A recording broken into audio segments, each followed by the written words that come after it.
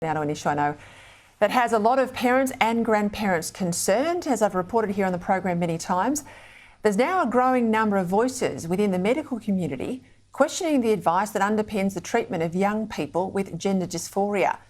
Overseas, there's been a number of high-level inquiries that have exposed risks with current practices, many, of course, practices that we've adopted here in Australia. So much so that centres like the Tavistock Centre in the United Kingdom, well, they've been closed down, and clinicians are adopting a more cautious approach to the prescription of puberty blockers and cross-sex hormones as they reassess the evidence. Joining me to discuss this, One Nation leader, Senator Pauline Hanson, who wants to see a similar inquiry to that which has occurred in the UK set up here in Australia. Senator, welcome to the program. Tell me about your motion for the inquiry and the many parents and children who've asked you to help them get their voices heard. Peter, this is the third time I've put this up for an inquiry into gender dysphoria. Now, I've had the parents who've actually walked the halls of Parliament, spoken to a lot of the politicians, have actually cried out for this inquiry because they've had their children that's gone through this puberty blockers or hormone treatment and it's destroyed their lives. So they want to get the message out there. They want an inquiry into it. Now, this is the third time. It's been knocked back in the Parliament twice already. The third time, hopefully, we might go to the vote tonight. But I'm not counting my chickens before the hatch because I don't believe it's going to get up.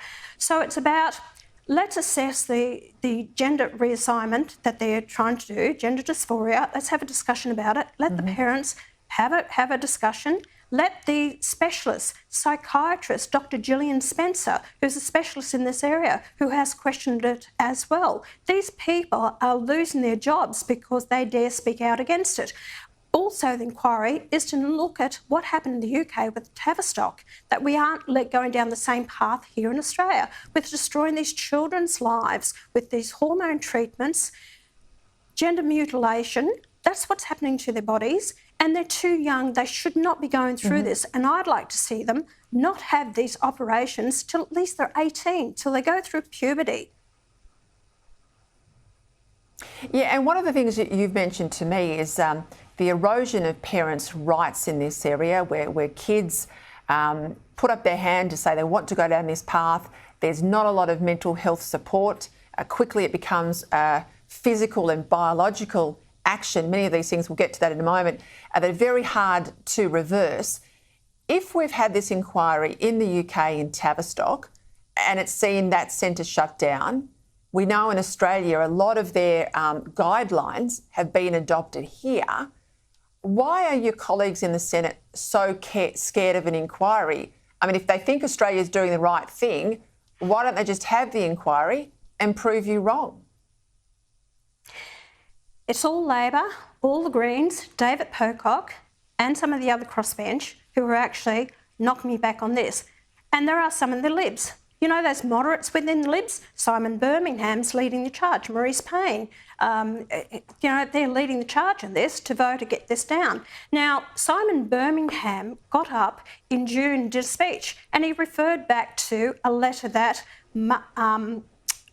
Hunt got from the Royal Australian Medical College of Physicians. Now, they said that, oh, well, we don't want, and I've got it here, Peter, and I'll just read this out so I get it clearly.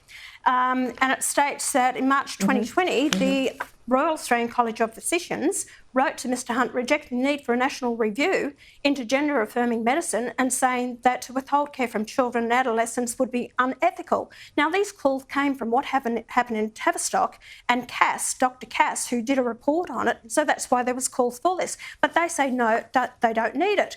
Now what's happened since? So Birmingham is relying on this letter that Hunt got in 2020. A lot's happened since then.